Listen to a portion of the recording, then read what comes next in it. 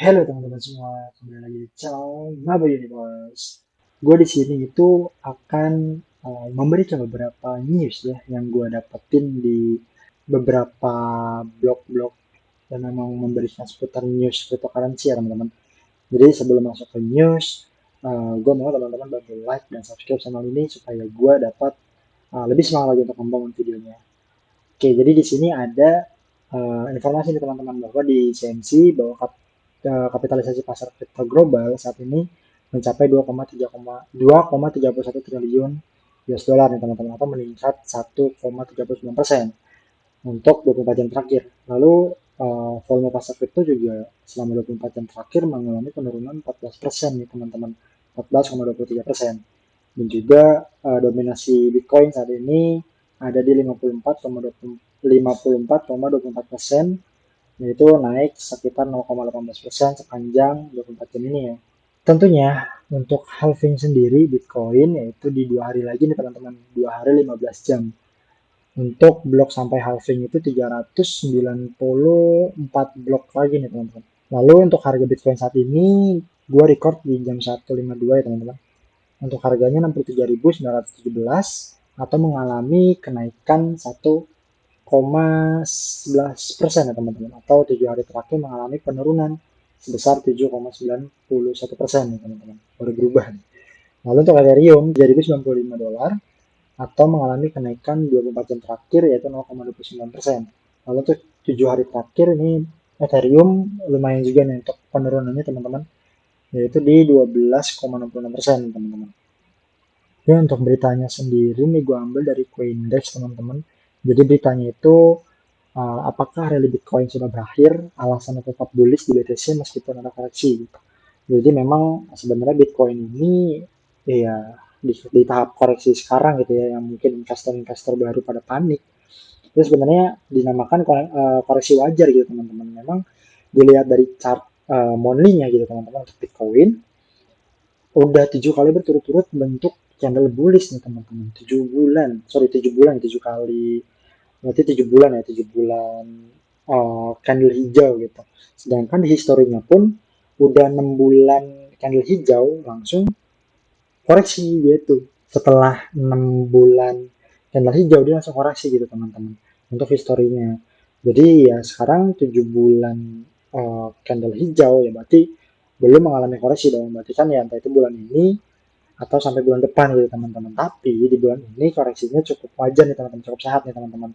Sampai saat ini ya teman-teman ya. Jadi koreksinya itu masih sekitaran 19%-an gitu teman-teman. Hampir 20% lah ya. Gitu teman-teman. Tapi secara tertulis di sini di Coindex bahwa Bitcoin ini telah jatuh ya, maksudnya telah koreksi itu sebesar 15% gitu dari titik tertingginya dari 73.000 dolar kemungkinan ya untuk harga tertingginya waktu itu gitu teman-teman. Dan ya pasti koreksi altcoin cukup besar nih teman-teman, yaitu 40 sampai 50% nih koreksinya. Terus juga di sini Coindesk mengutip dari seorang pengamat, hanya sedikit yang memahami bagaimana koreksi normal seperti ini terjadi di pasar bullish. Ya, mungkin tadi sempat gua singgung juga ya bahwa ya koreksi seperti ini wajar teman-teman, cukup sehat koreksi ini. Jadi ya namanya bull market gitu, maksudnya bullish market gitu kan, di trend lah ya.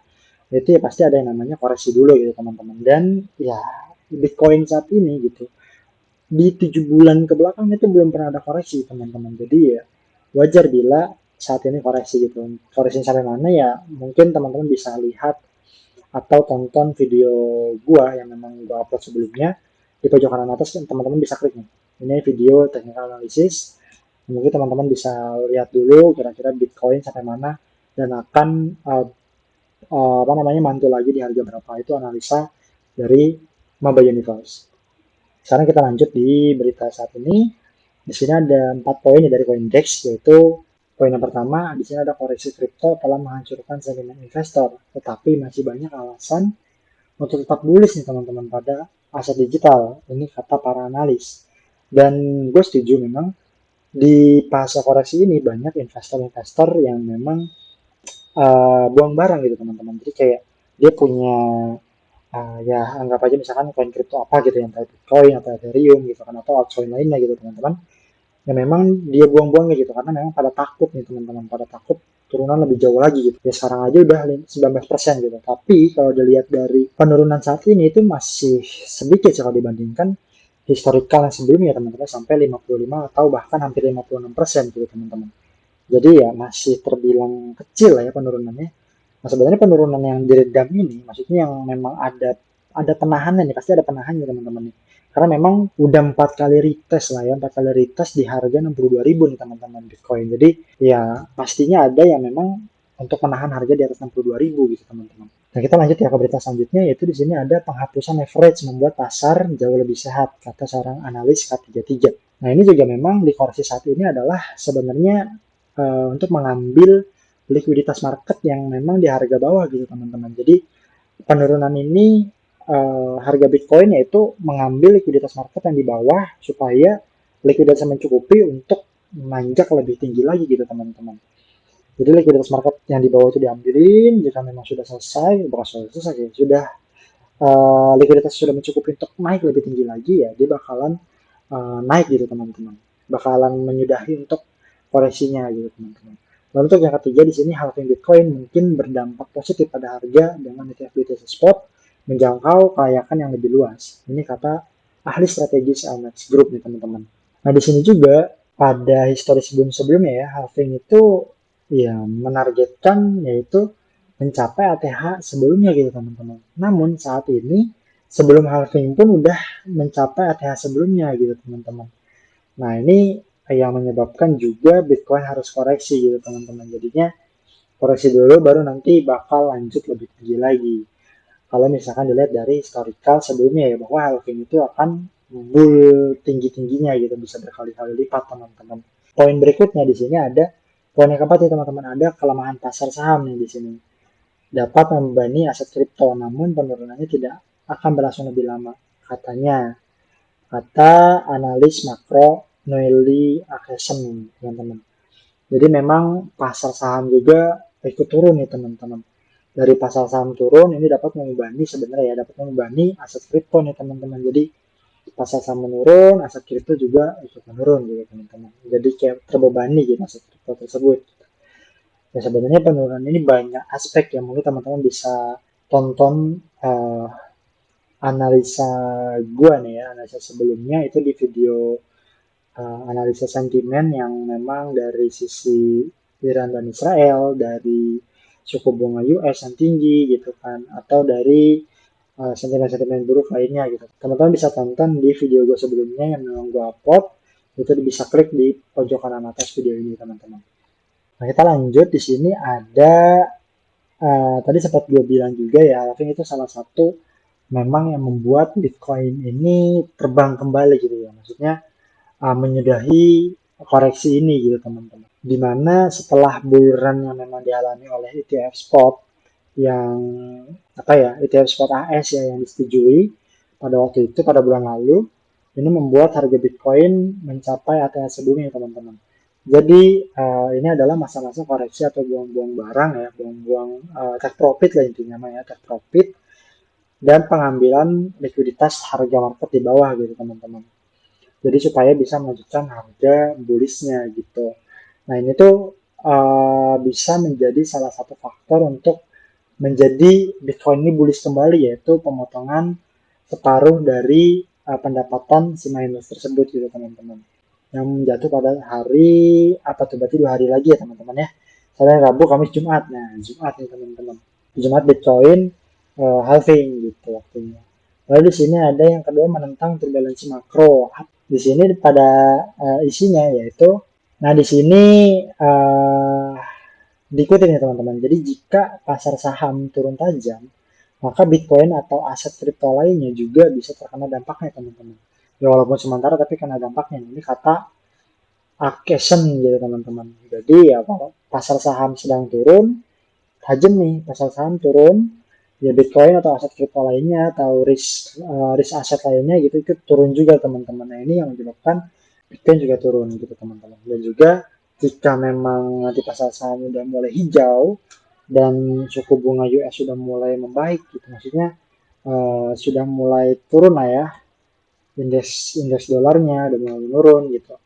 Nah itu juga indikasi untuk membuat tren bullish kembali gini untuk aset kripto gitu teman-teman. Nah, di sini juga katakan nih bahwa Asen mengatakan bahwa mungkin ada beberapa potensi kabar baik dalam jangka pendek yang akan memberikan bantuan dari kenaikan imbalan hasil yang menekankan aset-aset berisiko baru-baru ini. Meskipun kemungkinan kecil, kata si Exxon ini. Nah, di sini dikutip bahwa Federal Reserve dapat kembali bersikeras bahwa penurunan suku bunga akan segera terjadi yang akan mengurangi kenaikan imbalan hasil. Ini kata si Asen tersebut. Lalu juga ada lagi nih, saya tidak memperkirakan hal ini katanya. Tetapi jika itu terjadi, aset-aset berisiko akan berkinerja baik, kata Session. Gitu. Oke, selanjutnya di sini ada penghapusan ya teman-teman, penghapusan average. Penghapusan average ini yang tadi gue bilang adalah pengambilan likuiditas market di bawah harga ya. Jadi harga di bawah gitu, harga terendah. Nah sebenarnya pengambilan aset ini terjadi sebelum adanya lonjakan harga lebih tinggi lagi gitu. Jadi likuiditas dulu dimakani, likuiditasnya diambil, baru nanti ketika likuiditas mencapai memang sudah cukup gitu ya, dikatakan cukup, maka langsung bullish lagi gitu teman-teman. Nah di sini tercatat nih bahwa pasar kripto mengalami salah satu leverage paling brutal, telah melikuidasi lebih dari 1,5 miliar, 1,5 miliar ya teman-teman. Pada open posisi buy gitu teman-teman di hari Jumat dan Sabtu. Wow, ini sangat gede banget ya teman-teman. Cukup tinggi nih teman-teman. Apakah Bitcoin akan naik lebih tinggi lagi? Ya, entah, kita lihat aja teman-teman. Nah, di sini juga ada nih. Ini peristiwa ya pada Agustus lalu gitu teman-teman. Yang ketika BTC anjlok ya dari 28.000 menjadi 24.000. Ini sebenarnya telah melikuidasi sebesar 1 miliar nih teman-teman di seluruh aset digital. Menyusul penarikan harian terbesar sejak jatuhnya FTX nih teman-teman. Jadi ada panic selling di situ juga menyebabkan memang likuiditas market yang terbawa likuiditas market yang di bawah itu terlikuidasi semua gitu. Jadi likuiditasnya memakan 1 miliar US dollar gitu teman-teman. Itu bisa mencapai kenaikannya mulai di bulan Oktober nih teman-teman. Oktober mulai naik ya, Oktober mulai naik itu di atas 30.000 teman-teman. Bahkan harga lebih jauh tinggi lagi gitu teman-teman. Ya ini likuiditas market 1,1 miliar teman-teman. Kita sudah tadi ya di hari Jumat dan Sabtu tadi itu 1,5 miliar ya itu. 1,5 miliar teman-teman. Bayangin 1,5 miliar kira-kira naik ke berapa puluh ribu lagi nih Bitcoin teman-teman. Ini aja 1 miliar udah naik dari 24 ke 30 ribu teman-teman. Kan cukup tinggi ya teman-teman ya. Nah di sini juga ada nih untuk penurunan atau koreksi Bitcoin saat ini ya teman-teman. Dan itu cukup khas nih, cukup menarik nih, cukup unik nih teman-teman. Baru mengalami koreksi yang memang cukup dibilang kecil ya teman-teman dibanding historical sebelumnya gitu. Sampai 55 atau bahkan 56% gitu teman-teman. Nah, di sini tercatat nih ya di Coindex bahwa Bitcoin itu turun dari level tertingginya sebesar 16% ya teman-teman. Nah, di sini tercatat Bitcoin sudah turun sebesar 16% nih dari harga tertingginya teman-teman dari 73.000 ya, 73.000 ini udah 16% nih turun kurang lebih. Nah, di siklus bullish pada tahun 2016 sampai 2021 itu kan sempat ada siklus bullish ya, historical lah ya ambilnya. Ini mengalami penurunan sebesar 20-30% ya teman-teman. Ya setengahnya lah sekarang ya dari 30% gitu teman-teman. Jadi terbilang masih kecil lah, masih jauh penurunannya dibanding historical sebelumnya gitu teman-teman. Jadi ya sebenarnya ini masih dikatakan masih benar-benar bullish lah teman-teman. Jadi ya teman-teman kesempatan untuk akumulasi nih teman-teman di sekarang-sekarang ini di harga-harga sekarang ini masih terbilang ya cukup murah lah ya teman-teman ya. Kalau misalkan akumulasi jangan langsung all in ya teman-teman. Karena memang dilihat dari historical Bitcoin itu turun sampai 20 hingga 30% ya. Ini kalau tercatat dari Coindex. Tapi yang gue coba analisa itu sekitar 55% hingga 56% nih teman-teman. Nah itu ya perkiraan segitu teman-teman untuk penurunannya. Jadi ya kalau misalkan sekarang masih 19 atau ya perkiraan 20% lah ya penurunannya, ya teman-teman bisa akumulasi dikit-dikit aja gitu teman-teman, nyicil dikit dikit dikit dikit gitu teman-teman. Jadi jangan langsung in akumulasinya gitu. Jadi kalau misalkan ada penurunan lagi, teman-teman bisa langsung akumulasi lagi. Jangan berpikir ketika nanti aja lah gue akumulasinya pas turun lagi aja gitu. Ya tidak ada yang tahu ketika nanti Bitcoin ada sentimen yang lebih besar lagi untuk bullish, bisa aja langsung bullish gitu, tidak tidak menurunkan lagi gitu harga Bitcoinnya gitu teman-teman. Nanti teman-teman malah serok pas ketika bullishnya malahan. Nah, mending serok nyicil sarang-sarang gitu teman-teman, nyicil satu-satu gitu kan, ya sedikit-sedikit lah gitu. Entah itu ya seperempat Bitcoinnya atau satu langsung Bitcoin gitu kan. 1 miliar gitu langsung satu Bitcoin teman-teman beli mungkin. Kalau misalnya teman-teman punya dana yang cukup gitu ya, intinya menyicil aja gitu teman-teman. Jadi kalau misalkan ada penurunan, teman-teman bisa masuk lagi gitu. Gitu teman-teman. Nah, di sini juga ada nih datanya teman-teman nih. Data-data untuk penurunan Bitcoin nih. Nah, untuk penurunan Bitcoin sebenarnya di sini data Twitter ya, data Twitter dari Glassnode ya. Kita jangan buka deh ya. Penurunan dari Glassnode di sini penurunannya bisa lihat dari grafik. Nih grafiknya adalah pada tahun 2015 dan 2018 sampai 2018 di sini menyentuh di area 38 nih, minus 38% nih teman-teman. Lalu dilanjut di 2019 sampai 2022 ini menyentuh hingga minus 61% nih teman-teman. Di sini ya, menyentuh minus 61% untuk penurunan Bitcoin ya teman-teman. Nah, untuk dibandingkan sekarang dari 2022 hingga 2024 nih teman-teman, di sini hanya koreksi sebesar ya menyentuh di angka minus 23% ya teman-teman. Jadi masih sebenarnya masih ditahan ya untuk peredaman penurunan ya harga Bitcoin ini teman-teman. Jadi diredam gitu. Entah itu siapa ya, mungkin karena faktor ETF spot ini gitu teman-teman. Jadi ada yang menahannya gitu teman-teman. Gitu teman-teman. Nah, mungkin itu ya berita yang dapat gua share nih teman-teman.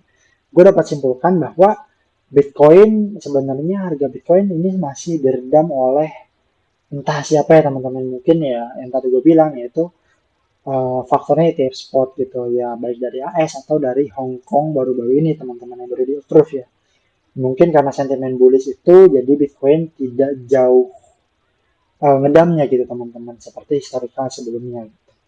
Nah, sebenarnya ya ini adalah ajang untuk akumulasi teman-teman. Jadi akumulasi secara ya berkala lah teman-teman, jangan all in langsung gitu di harga sekian gitu. Takutnya Bitcoin masih bisa turun kembali gitu. Jadi kalau misalkan Bitcoin turun kembali, ya teman-teman masih bisa akumulasi gitu. Terus juga untuk indikasi Bitcoin masih bisa bullish yaitu dari halving bulan-bulan ini 2 hari lagi ya halving itu dapat mengindikasi bahwa Bitcoin masih dapat bisa bullish. Lalu juga sentimen positif lainnya yaitu apa namanya ETF spot yang Hong Kong ya sudah di approve gitu. Itu lagi mempersiapkan, jadi itu masih nggak langsung naik ya pastinya ya. Karena memang dilihat dari pengalaman yang AS kemarin, ETF spot di AS ketika di approve dia penurun dulu gitu tuh ya. Setelah menurun langsung naik nanjak signifikan gitu teman-teman. Seperti itu. Mungkin ya Hong Kong juga seperti itu teman-teman. Jadi turun dulu, turun langsung nanjak signifikan gitu teman-teman.